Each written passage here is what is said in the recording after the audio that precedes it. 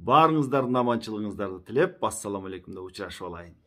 Ошентип кече биз Манас Баяндыда туруп, өзү Ташкенге ат чаптырып, Ташкенден колун тез мында келип калсын деп буйрук берген жерине келди келе. Сөздү бүгүн мына ошол жерден ары улайлы. Ташкенден Манастын колун алдыда жүрсө Ак Жолтой, артта жүрсө Саңголдой Бакай атабыз баштап келе жатат. Анын жанында кадимки казактардын Айдарканы, анын жанында кече ушул Ташкентти чапканда ошол жерден кошулган бүткүл наамандыктын аксакалы Көкөтөй. Мына ушулардын баарысы алдыда жүрүшүп, колду баштап Баяндыга келип калышты. Баяндыдан Манас колун тосуп алып, учурашып, көрүшүп, андан кийин тетигил Алоокеге караган Араник шаарын камаганга, камылга көрүп дайынданып калды. Эми Араник деген шаарды Пануска жээн Ашарсуу деген киши башкарат экен. Бирок ал өзү жана Араник шаарынын аймагы Андижанга карагандыктан Алоокеге баш ийет экен. Мына ошонун буйругуна көнөт экен да. Мына ошол Ашарсуу кече Манастын алдын байкап кел, болбосо мына Көкөтөйдүн эли, Алаштын баарысы Манаска кошулуп кетти. Булардын баарысын талап тоноп кел деп жөнөткөн кыйтуу баатырын Манас 1000 жигитин кошуп, бүт баарын кырып жоюп, өлтүрүп, анан Баяндынын элинин баягы жылкы малын сактап, алардын жанын сактап калды эле. Кыйтуунун ошол 1000 кишисинен 13'ü аман калып, Араникке жетип, Ашарсууга ошол Манас келип калганын айтып кабарлады. Бул Баяндыга эми Манастын колу келип камылганы көрө берсин, а биз болсо Ашарсуудан кабар алалы, тетигил Араниктеги. Эми Араникте Ашарсуу дагы жөн жаткан жок. Ал дагы Манастын тигил Баяндыга келип калганын уккандан кийин Алоокеге чейин, тетигил Анжанда жаткан Алооке ханга чейин кабар берип, ал жактан жерге батпаган кол келди. Бул колду Кеселик деген баатыр башкарып, анан Кеселиктин жанында дагы мына ушундай бир ааламда жок дөөлөр бар эле дейт. Бүтүн тыттын жыгачына тегирмендин ташындай болгон бир чоң ташты аштап алып, ошону саптап алып, күрсү кылып көтөрүп алгандар бар болчу дейт. Мына ушундай баатырлар бар эле дейт да. Эми Кеселик анын жанында Талап, Соксо, Айчаң уулу Кетеник, Шакурша, Күрөңдү, Качалык, Үкүрия, Будабил, Санамар, Байман деген баатырлардын коштоосунда мына ушул жер сууга батпаган, курттай жайнаган колду баштап Баянды көздөй жөнөдү дейт. Араниктин айланасына бүткүл наамандык да толуп калды дейт да. Анткени кече чүйдө Акунбешимди чапканда анын колунан калган катканы барып Пануска кошулган болчу. Панус жеңилгенден кийин аяктан качып бозу олтуруп, бүт баарысы Алоокеге кире качты эле. Алоокеге тигил Араник деген шаар карайт экен. Мына ошол Панустан качкан, чүйдөн Акунбешимден качкан, тиги жагы Текестен качкандын баарысы ошол Араникке толуп калды дейт. Жер жайнаган Кытай калмактар дейт. Анан алыстан кыргыздар дүрбү салып карашып, ойбой, ой, бул жерге бүткүл наамандык толгон турбайбы? Наамандыктын кени мына ушул жер турбайбы? Деп, анан Араник аты өзгөрүп, Нааман кен болуп аталып, анан акыр заман балдары аны Наманган деп айтып калды. Нааман кен болуп калды ошондон бери дейт. Ал эми Нааман аталышы качан чыккан? Нааман деген мына ушул жалпы Орто Азияны илгери Манаска чейин илгери Кытай чапкан экен. Мына ошол Кытай чаап, Орто Азияны түрктөрдөн тартып алып, түрктүн балдарынан. Андан кийин бул жердин атын Нааман деп Кытайлар койгон дейт. Кийин түрктүн балдары жалпы Алаштын баары биригип келип кайра Кытайдан бошотуп, бул жердин аты Түркстан болгон дейт. Андан кийин анан кайра канча 100 жылдан кийин Кытай чаап бул жерди Анан Акунбешим чүйдү башкарып, Алооке Анжиянды башкарып, андан кийин Панус тетигил Ташкентти башкарып, мына ошентип бул жердин Түркстан атын өчүрүшүп, кайрадан Нааман деп атап, мына ошол жерде бийлигин жүргүзүп турган. Эми ушул Кытайдын баарысын Манас бир четинен сүрүп келатат. Бир четинен өлтүрүп, аскерин кырып, баягы Түркстан жерин, Орта Азияны Кытайдан бошотуп жатат да. Мына Текестен баштап бери келип, кече мына тетигил Керкөлдү чапты, Суңшоону чапты, андан кийин Чүйдө далай согуш кылып, бул жерде Сокулук деген амбалын өлтүрдү, Шамыңшаа дегенди жок кылды, Акунбешимдин өзүн жок кылды. Андан кийин Олуята тарап менен Ташкентке өтүп, Панусканды чапты. Андан бери келип, мына Баяндыда азыр ушул Араникти чапканы турат да. Араниктен болсо мына ушинтип Кеселик деген баатыр колду баштап бери көздөй чыгып келатат. Далай согушка минген пилдерин алдыга салып, анан кийин төө ордуна баягы жүк арткан кериктери бар эле булардын дейт. Аларды айдап, алдына салып, жанагы дөөлөрүн, баатырларын, балбандарын айдап, Кеселик колду баштап, Манастын колу менен бетме-бет чыгып жолугушту. Эми согуштун башында илгери ата баба салты боюнча жекеге чыкмайлар башталчу экен да. Мына ошол жекеге чыкмайлар башталып, тетигил Алоокенин колунан Кеселик башкарган колдон Талап деген дөө чыкты дейт. Ал чыгып, ага кыргыз тараптан Кыпчак Көчөн деген баатыр ушундай мелтиретип найза сунуп келатат эле. Аны эми Талап баягы жаш баладай көргөн жок. Анын сайган найзасы төшүнө тийип так этип, андан кийин найзасы сынып ошо менен туруп калды эле. Көчөңдү өзүнүн күрсүсү менен Талап баштан ары тартып түмөлек гүлгүл кылыйды дейт. Андан кийин Талапка кыргыз тараптан Талыбай деген чыкты дейт да. Найзасы менен барып жетип, Талапты саярдан найзасын кагып салып, кылыч менен бөлө чапты дейт. Ан сайын баягы Талаптын артындагы Алоокенин колунун эми добулбастарын дүпүлдөтүп, керней сурнайларын бапылдатып, муну ушинтип Талапты колдоп сүрөп туруп калды дейт.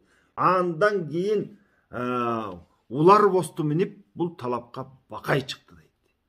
Бакай чыгып, Талапка найза сунуп баратканда, Талап Бакайды күрсү менен урмакка камынып калганда, Бакай найзасын тартып алып, баягы найзасын кагып тургандан күрсү менен ушундай ура турган адаты бар экен да. Күрсү менен найзасын урганы жатканда найзасын тартып алды дейт. Анан күрсүсү колунан ылдый түшкөндө кайрадан найзасын сунуп, ушу тамактан өткөрүйдү дейт да найзасын. Тамагынан өтүп, артынан мойнунан чыгып калды найзасы. Муну ошентип Бакай Талапты өлтүргөндөн кийин артынан Сурат минип Суксак деген баатыр чыкты дейт, тиги Алоокенин колунан Бакайды чакырып жекеге. Атын чаптырып, найзасын жапырып келе жатканда Бакай аны алыстан эле атып жыкты дейт. Муну ошентип Бакайдын огунан тиги Суксак курман болду. Анын артынан Кетелик деген баатыр чыкты, Бакайды жекеге чакырып. Кетелик менен Бакай көпкө чейин бири-бирин ала алышпай, найза сайышып, айбалта чабышып, кылыч менен чабышып, муну ушинтип ала алышпай, күрсү менен салышып туруп, анан кийин бир ыгы келгенде Бакай атынан тигил Кетеликти еңип алып тургандан көтөрүп туруп төөсү менен жер куруп өлтүрдү дейт да.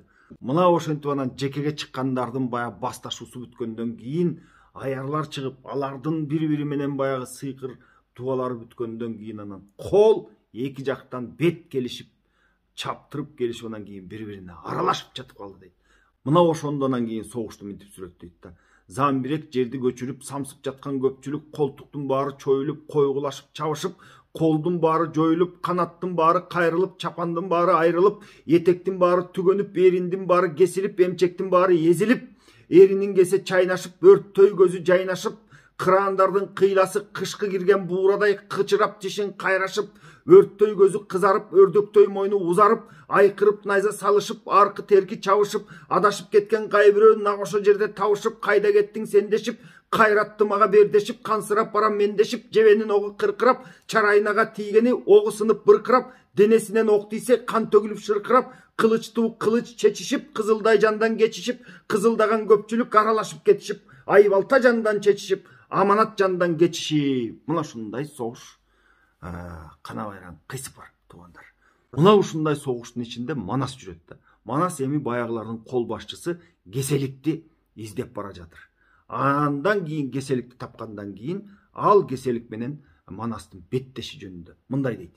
Кеселик келди акырып, кезиккен жерде баатырга ачууланып бакырып, оолактан найза салганы Манас кылды айласын, түшүрө чапты найзасын, асабасы жайылды, алиге келген Кеселик заманасы тарылды, найзакерден Кеселик акылынан жаңылды, жаңылбасан эткени карын көрүп баатырдын кайра качып кеткени, астындагы чоң кулат шамалдай учуп жеткени, сыртынан найза салыптыр, айдалынын этектеп, сыр найза менен сайыптыр, эрден көтү кылтыйып, үзөңгүдөн буттайып, шайманы кетип алыптыр, каршы алдынан караса, күрөңдү жетип калыптыр. Күрөңдү деген дагы баатыр Манастын алдынан жете келди дейт да. Эми жетип барып туруп баягы найза менен дагы бир уруп кетерде, күрөңдү чага калып дейт. Күркүрөшү күндөй бар сандыргалуу Манаска келип найза салыптыр. Кез алдынан келген соң, душманын кудай берген соң, тура турган Манаспы макбүлдүү найзаны булгап колго алганы, күрөндүгө салганы, саадак менен атам деп оозун кезеп алыптыр. Киричинен огу чыккыча эр Манас найза салыптыр. Оозон тийип найзасы шилиден чыга калыптыр. Муну ушинтип күрөндүнү Манас өлтүрүп, анан нар Кеселикти издеп баратат дейт да. Бул Кеселик барып айласын кылып Манастан бир тийип келип бушташып, бир тийип кетип, басташып өтүп, кайра качып, муну ушинтип айласын кылып жүрөт бул дагы. Мына ошондо Манас Кабылан Манас баатыры жогорулап акыры өйдө көздөй салыптыр. Өчөшкөнү Кеселик өз ордунда калыптыр. Караганга чалпылдап, атаябай чылкылдап, арыстан Манас жеткени Кеселиктей баатырдын төшүнө найзаны эткени дейт. Бул жагынан эр сыргак найза сайыптыр, кагып ийип найзасын Кеселик саада калыптыр. Сыргакты атканы жатканда Бакайкан жетип барыптыр. Кабырганын тушу деп, как жүрөгү ушу деп, капталдан найза сайыптыр. Бакайдан найза жетиптир. Бадырегин Кеселик атынан кулап кетиптир. Муну ошентип олтурушуп, булар Кеселикти өлтүрүштү. Кеселик өлгөндөн кийин баягы колдун баары качып, эми тигил жактан 19 миңдей киши өлүп, 30 миңдей жарадар болуп калды дейт. Эми жарадар болгону деле чал өлүк дейт да. Ал эми Манас жактан 11 миңдей киши өлдү. Андан кийин баягы Кеселик өлүп калды. Кол башчылардын баарысы жарымы жекеге чыгып өлдү, жарымы жанагы жерде согушуп жатып өлгөндөн кийин калган аскердин баарысы башы жок, айлампаш болуп, булардын баарысынан качып, Алоокеден келгени Алоокеге кетти. Баягы Наамандын кай жеринен келгени болсо ошол жерге качкан бойдон анан сүрүлүп жок болушту дейт да. Кыргыздын колу мына ошол жерде турат. Берки жакта жана Араникте эмне иш болуп атат? Бул жөнүндө кичине учкай айтып берейин. Ашар суу болгон жарадар дейт. Эми ашар суу жана согушта жарадар болуп калды да. Акылына караңар. Жалпы баарың ыйлайсың. Жаныңдан эбеп жейсиңби? Жалмап жутуп кеткидей алаткактан дейсиңби? Ушул жерде, урматтуу туугандар, мына ашар суу бир 4 жаныбардын атын айтат да. 4 жаныбар тең. Бул өтө эски доордо болгон жаныбар окшойт. Мына алаткак деген жаныбардын аты айтылып жатат. Жалмап жутуп жегидей алаткактан дейсиңби? Жестумшук менен чаңроо дейт. Мына чаңроо деген жаныбар болгон экен. Мунун да атын айтып атат да. Желмогуздан дейсиңби? Убара чаркөө адам ноо дейт. Убара чаркөө деген дагы жаныбардын атын айтып жатат. Анан адам ноо дейт.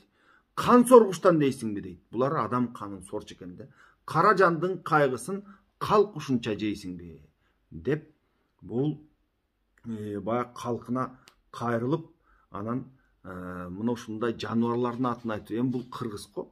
Булар баягы жестумшук чаңроо деген жаныбар эмес го деп, анан кийин санжырасын минтип айтып жатат да. Булар кыргыз, моңгол менен калмакка баары бир тууган. Тигил Кытайдын этегин кармаганыбыз менен мына ишенген Алоокебиз болсо мынтип эми жеңилип калды. Ал эми тетигил жакта жаткан бак бурчундагы Эсенкан болсо эми каяктан келмегиле. Биз эми мына кыргыз менен казакка багынса багынып эле берели. Булар деген бизден канча ата өткөн эле тууган өзү. Тектеш бизге. Буларга багынсак эмне болмок эле. Эми мына ушул жерде жанагы жарадар болуп жаткан ашар суу Кытайдын санжырасын мындай деп айтат да. Буга көңүл буруңуздар. Карыядан угамын, кагушуну эске алып капаланып турамын. Адамдын уулу Абылды, Абылды Кабыл өлтүрүп дейт. Адам атабыздын эки уулу бар эле, Абыл, Кабыл деген. Ошол Абылды Кабыл өлтүрүп, бетине кара жабылды. Атасы ага тууганы, жакындатпай Кабылды жакшы жайдан кууганы. Бир тууган кызын алыптыр, минтип кетип калыптыр. Ата тилин албаган башынан макоо калыктыр. Качкан бойдон барыптыр күн чыгыштын жанына, күйүм өлбөй качып кетиптир дарыянын жээгине, жайлуу жакшы жерине, байка орун алыптыр. Паат деген жакшы сөз экен дейт. Паат. Жайы жакшы деген сөз деп которулат экен да. Паат деген. Пежин атка калыптыр. Калган катын экөөсү балдары Кытай болуптур. Жүрө көбөйүп, дүнүйө жүзү толуптур. Андан кийин биздерге 10 ата Нух болду. Ойлонгон сөзүм бул болду. Абага жакын суу болду дейт. Залимдер өлүп сап болду. Нухтан калган 3 бала дагы көбөйүп олтуруп, дүнүйө жүзү карк толду. Качкан Кабыл баласы каканчын болуп каласы, топондун суусу жетиптир, 90 бөлүп кетиптир, 80 куроо калыптыр. Зелдей болгон калыктар 3 киши мынча жан болду. Аламат топон суусунан аман эсен калгандан атагы эсен кан болду дейт. Абылды Кабыл өлтүргөн аяаламга даң болду. Кытайдын түбү ал болду. Кытайдын түбү Кабылдан өсүп кетип көбөйүп, кылымга жуда жабылган. Кыямат келсе билбеген, кылайып динге кирбеген, жанын кыят дин үчүн жайылдыгы белгилүү. Атасы Кабыл жайылдыр, өзүнөн тууган кызды алып, өзүнүн исин өлтүргөн жайылдыгы дайындыр дейт дагы. Ушул Кытай жанагы адам атанын Абыл деген баласын өлтүрүп, өзүнүн бир тууган кызды алган Кабылдан тараган эл булар деп Кытайдын санжырасын айтып берет да. Андан кийин ошол Нуктан кийин шу жерди дейт Кытай келип жердеген, кылым аны жеңбеген. Нааман деп жерди атаган дейт. Мына Орто Азияны Нааман деп атаган. Жана айтып кеттим башында. Жапа суулу көбөйүп, түрк баласы чаң салган, сүрүп ийип Кытайды түрк баласы кайталган дейт. Бул жерди Кытай басып алып, анан Нааман деп атады эле, кайра түрк баласы кийин алган деп.